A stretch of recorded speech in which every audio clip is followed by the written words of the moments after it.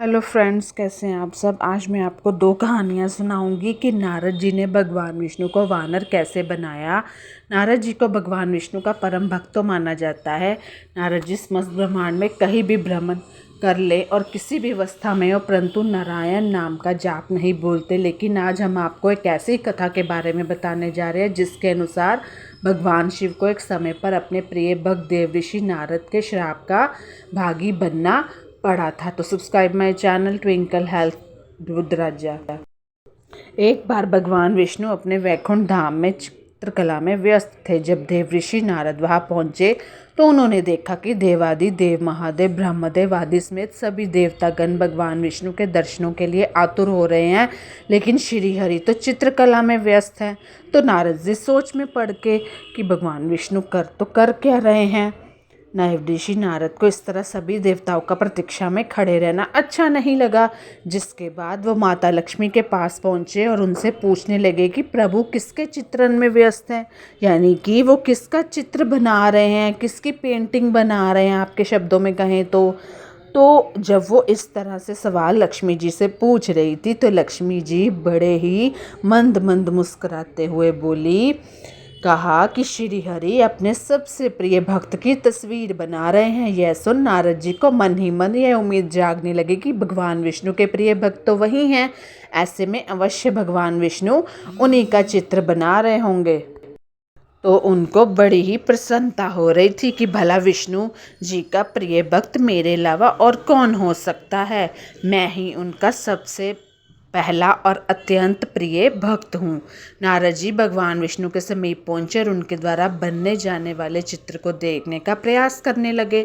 जब नारद जी की तस्वीर पर नज़र पड़ी तो उन्होंने देखा कि भगवान विष्णु एक गंदे और अर्धनग्न व्यक्ति का चित्र बना रहे थे।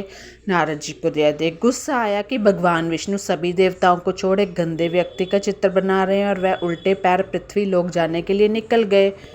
कुछ दिन नारद जी ने पृथ्वी पर ही भ्रमण किया। भ्रमण के दौरान अचानक नारद जी को वही व्यक्ति नजर आया जिसका चित्र भगवान विष्णु बना रहे थे। नारद जी ने युक्ति लगाई और अदृश्य रूप में उस व्यक्ति की दिनचर्या पर नजर रखने लगे। नारद जी ने देखा कि वह व्यक्ति ना तो मंदिर जाता है, ना ही भगवान की आराधना करता है। यह देखकर नारद जी सोचने लगे कि आखिरकार ऐसा व्यक्ति भगवान का इतने प्रिय भक्त इतना प्रिय कैसे बन सकता है, कैसे वो इस इंसान की तस्वीर बना सकते हैं। तो उस व्यक्ति के प्रति भगवान विष्णु का इतना लगाव देख नारद जी क्रोध में आ गए और उन्होंने भगवान विष्णु को श्राप दे दिया। जिसके बाद यह श्राप त्रेता युग में जाकर भगवान विष्णु के अवतार श्री राम के समय में फलित हुआ। तो ये थी उनकी कहानी भगवान नारद जी ने। हालांकि सत्य यह था कि वह व्यक्ति भगवान विष्णु की पूजा अपने कर्म के रूप में करता था, यानी कि वह रोज अपना कर्म करता, भगवान विष्णु से इसी तरह नियमित अपने कर्म को बिना किसी दुर्भाव के लिए किए जाने की प्रार्थना करता था। तो ये तो उनकी कहानी होगी। आज एक कहानी और सुनाऊंगी कि कौन थी भगवान शिव की 5 बेटियां और माता पार्वती क्यों करना चाहती थी उनका अंत। भगवान शिव के परिवार की बात कहें तो उसमें पहले मुंह पर श्री गणेश कार्तिकेय जी का नाम आता है। ऐसे में आज हम आपको भगवान शिव की 5 पुत्रियों के बारे में बताने जा रहे हैं जिन्हें माता पार्वती जी उनका अंत करना चाहती। गणेश, कार्तिकेय, शोक सुंदरी, ज्योति, मनसा और जलंधर के अलावा भगवान शिव की 5 बेटियां भी थी। तो चलिए जानते हैं महादेव की बेटियों के जन्म की कथा और इनसे जुड़ी रहस्यमयी बातें। विष्णु पुराण में भगवान शिव और माता पार्वती की पुत्रियों का वर्णन मिलता है। शिव पुराण में लिखित कथा के अनुसार भगवान शिव और माता पार्वती सरोवर में ध्यान मगन थे। उसी समय भगवान शिव के मुख पर एक मंद मुस्कान थी। उस मुस्कान से 5 मोती सरोवर में झड़कर गिर गए। उन 5 मोतियों से 5 कन्याओं का जन्म हुआ, लेकिन यह कन्याएं मनुष्य रूप में होने के स्थान पर नाग रूप में जन्मी थी। मतलब उनका जो जन्म हुआ था वह मनुष्य के रूप में नहीं हुआ था, जैसे गणेश जी और कार्तिक जी का हुआ है। पुत्रियों के साथ खेलने जाते थे भगवान शिव। ध्यान मगन होने के कारण माता पार्वती को इस बात की कोई जानकारी नहीं थी कि महादेव की मुस्कान से पुत्रियों का जन्म हुआ है, किंतु महादेव को इस बात का तो पता था, आभास था।